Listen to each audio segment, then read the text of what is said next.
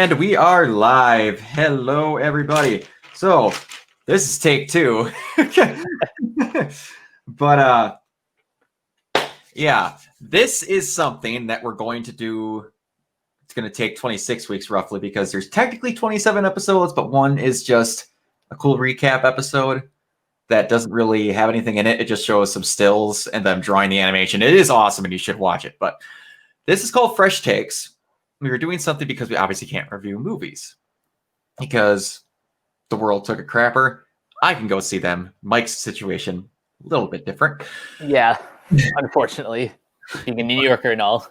Yeah, but this is something that we could do. It is a concept that we will carry on. This won't be the only thing that we do of it. So it'll cover anime, anything, whatever, as long as one of us has an intense interest. What the idea is, one of us is very close to something, has a very high opinion on it. The other one has either not seen it or seen it and barely remembers it, as in this situation. As you can see, we are going to be talking about Gurren.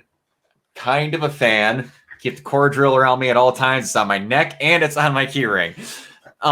This is a series that me, as a person that suffers from extreme anxiety and have real bad, what I want to say, confidence issues, anybody that knows the main core aesthetic of this series would know why this means a lot to me. I originally saw it in, it was either 2008 or 2009. It originally aired over here on the Sci-Fi Network, weirdly enough, because they were into anime for a little bit then, and then I watched it through legal or not so legal means until around 2000, I believe it was in 2013, it finally got on Netflix, and then I watched it on there. But I've seen it at least once a year until then because it means the world to me. And hate me or not, I watched the English because Kyle Ebert,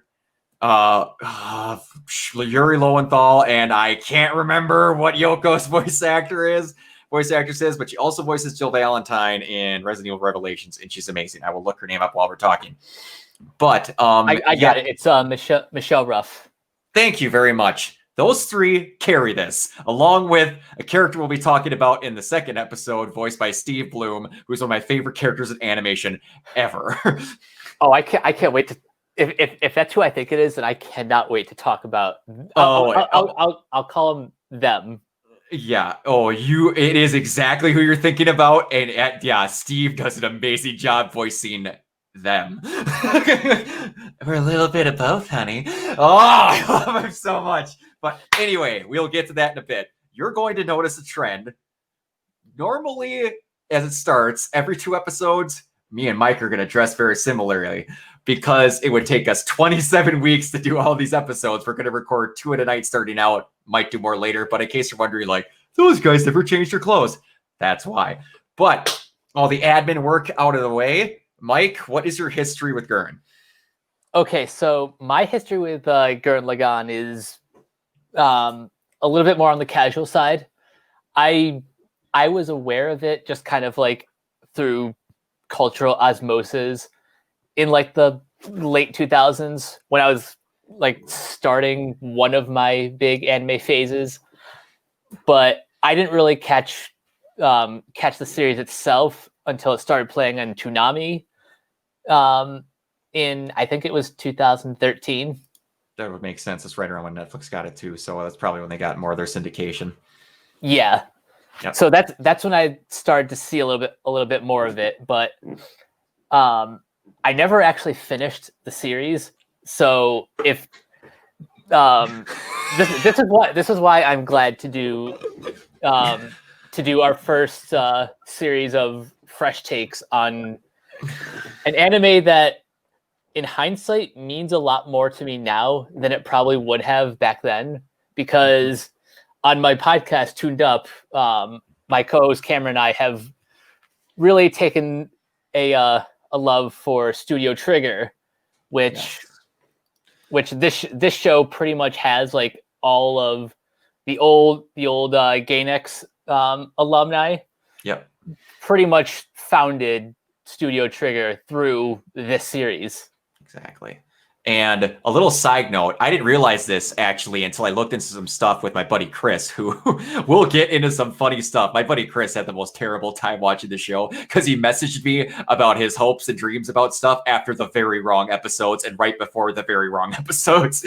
But apparently they put all their heart and soul into this at the very end of the episode, like towards the end, like you guys will see, and I'll talk about this with Mike, obviously. At the beginnings of Gurren, they didn't quite have their budget fully available to them, and then they got about 200 times their budget toward the end, especially in the movie, which Mike won't see because it doesn't stream anywhere, but I will just send him the clip of the very final version of Gurren, and I will send you the math on how big they say it is, because it's stupid. It is the stupidest thing I've ever heard in an anime. I will keep that in mind. Okay, all right. But apparently they could not have made another episode of Gurren as they were going, or they would have went broke. Supposedly. Because of how much money they were putting in towards the end. And you'll see why.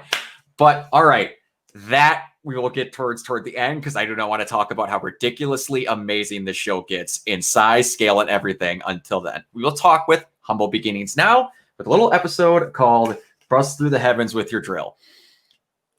It's just, it's a perfect opening. Mike, I will let you say more because obviously you're the one getting the fresh take on it. Okay, so here's the plot according to Wikipedia. In Jiha Village, an underground town, Simone and Kamina live mundane lives with the constant threat of earthquakes. During an attempt to escape to the surface, something almost unheard of, Kamina and Simone bear witness to a gigantic wolf-laced gunman as it crashes through the ceiling into the middle of their subterranean home. Together with the gunman's pursuer, a girl from the neighboring village, Yoko, the two young men find the key, a small gunman buried deep in the ground named Lagann by Kamina, and literally out of the blue. Just the simplest way. This anime has two amazingly cool things that are anime tropes that I love, and they do it the best in the very last episode, and I'll get into it, obviously, but part of it is the fact that he names this thing Lagann, and we'll get to that later. But just, how are we going to come up with a really cool name? How about we just have Kamina come up with both of them? Yep. No logic or reason, just sure. Yeah, so, all right, so the two men find the key and the small gunman buried in the ground, to both defeating the massive intruder and leaving Jiha Village. So yeah, my first impressions of this as a pilot, it's perfect. It's everything you need to set up our main heroes, of which we only meet like 3. The rest are like just the people in the village, who are like varying levels of important. One, you get to see. Honestly, this is not a spoiler. I am burning my brain. I think you only see one of them after this episode, outside of Yoko Kamina and Simone. Like I said, varying degrees of importance. Exactly. But go ahead. But as far as like introducing who these characters are, what they want, and what exactly the threat is, this is like it's a good tease for what's to come. Oh, and so I've been told what's to come is mind-blowing.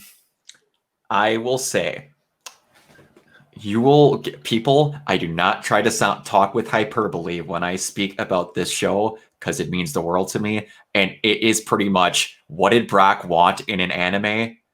Outside of having outside of having a little bit of splash of Zoids, you pretty much got everything I've ever wanted. But anyway, what I was going to say was one of the main things that I like in a story format is humble beginnings for your main character, who I won't say much, but they kind of pull some switches here to who actually the main people are, and they do it very well. But as we go along, this is incredibly humble compared to what you get to see. You have a fight in a probably 100-foot tall cave with a gunman that can barely make 20-degree turns, with a guy which their starting arsenal is an energy rifle and a katana. And then they get a gunman that is about the size of the toe of the gunman that they're fighting. When I first saw that gunman, I was just thinking of like MODOK, but like as a mech. Exactly. He's Mecha MODOK. Exactly. A lot cooler in my opinion, but he looks that its structure and everything, it's identical, especially with like the brain casing, the canopy. But anyway, before we get too far into that, because that's the end of the episode, but it's just like, again, me with like confidence issues and like I had a very hard time making friends because of some situations I made in earlier. Kamina and Simone to me are just the best. All throughout this entire episode, Kamina is just like, the episode starts out with Simone walking with his head down because some girls were insulting him because God forbid he's a hard worker. And he just walks into Kamina, and like you brought it up the last time we saw this, it makes it seem like they just meet each other. Yeah. When they first talk, but then it kicks it to, no, he's known me. And they use that kind of as a, dude, we've gone over this. I am not your friend. I am your brother, and you will refer to me as such. I love you, man. Come on.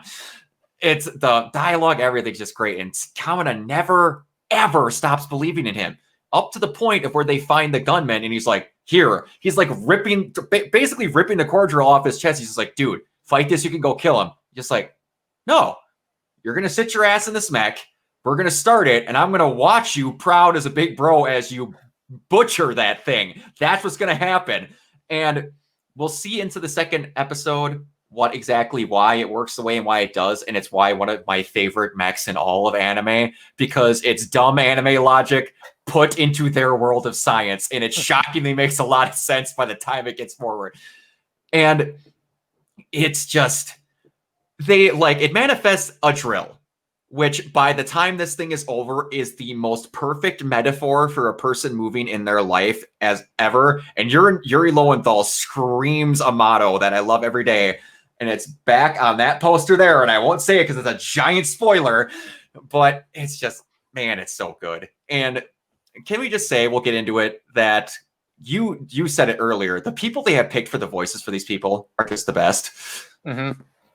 I've already been like a fan of Kyle Hebert because of Dragon Ball Z, that whole universe. So when I heard him voicing Kamina for the first time, I just knew instantly he was going to be a favorite character. Yep. And just speaking on like the relationship between Simone and Kamina, I've had friendships like that before where your friend is just putting like all of their energy into your success. Mm-hmm. It's the best kind of friendships you can have. Of course. Yeah.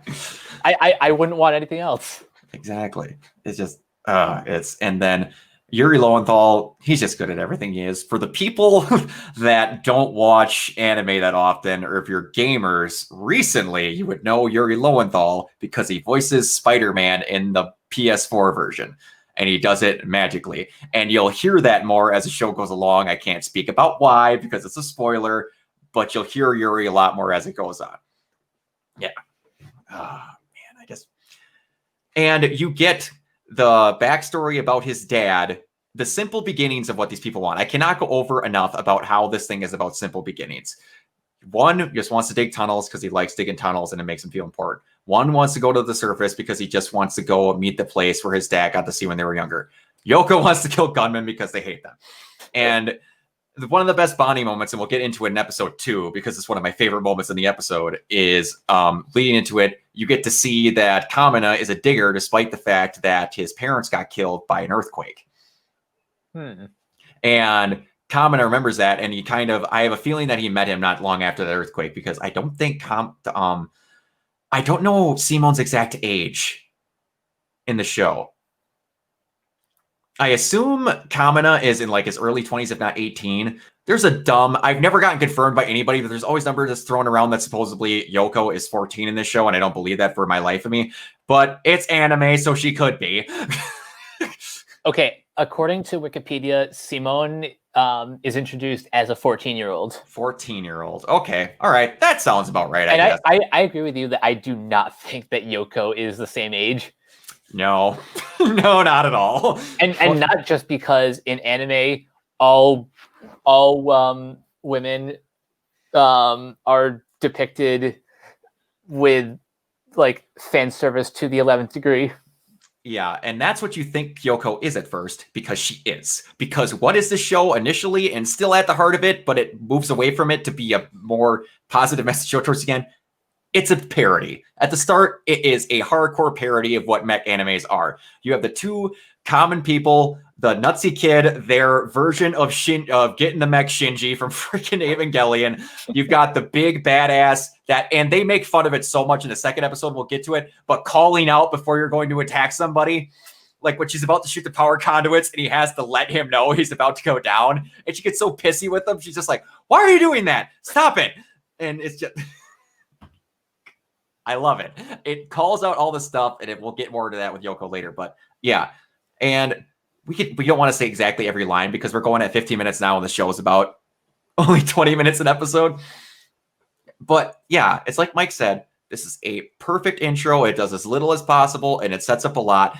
And at the end, they finally get that great moment where they finally see this gloriously animated spinning shot of the sun, of the horizon and the sun and everything, and just blank desert. It's so pretty. That I can say, I have basically the version of the first time they see the surface there, minus their clothes are a little bit different, but it's just, it's so good. And then you get to see the threat as soon as they're done, and it cuts. They didn't try too hard, just a perfect setup, try and get their grounding, and it was good. Is there anything, I want to try and ask this anything, because obviously it's a show that I think is perfect, so I'm not going to say anything is that bad in it. There is some stuff later on, I will say. But is there anything you wish that bugged you, or how they did anything in the episode?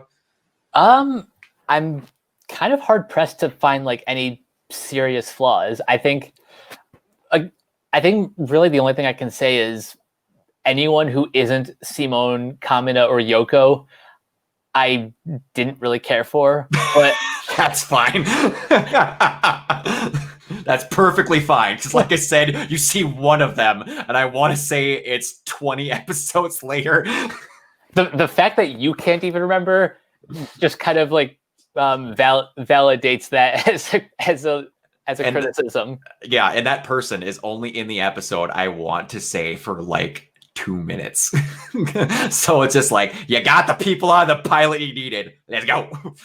But all right, and like just for you and admin later, we're going to be chopping this later, so I'll just go whatever. But little secret at home, we're not doing these in parallels. We're just doing two separate ones to make it easier on me for editing. But all right, that's basically the first one. This went worlds better than the first time. I was super nervous because we finally got to do this, and then I made a freaking connective error for where I had to send the file and all that stuff. But wonders of technology, we got to do it again. It's all good. And we're going to be recording the second episode in a little bit. Most likely, this won't air the weekend that I want to say, and I'm not going to say what weekend it airs, so you don't see how much I had to wait. But we have a really cool thing coming that I want to air with this. So if anything, you might see the first episode go up without it, but after that, we will have it for sure. So everybody, Mike, where can they find you? You guys can find me on Twitter and Instagram at CaptainK42. Check out all my quick thought reviews on letterboxd.com/CoachK42. And look for me in all the various Facebook groups just at my name. I also host a couple of podcasts on the Renegade Pop Culture podcast feed. We're available on Anchor and Spotify, and also our website, renegadepopculture.com, which you'll most likely find this series on there as well. You will, as soon as I get it to Keono, because I know he wants it to get some content up on there. And I just did the second, if you're up for some long podcasts, there's been two separate X-Men retrospective podcasts. We just did the last one of that. I think they're each over 3 hours long.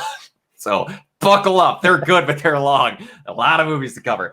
You can find me at everywhere at Organoid Zero. I mostly do Twitch. I'm really close to getting affiliate, really close.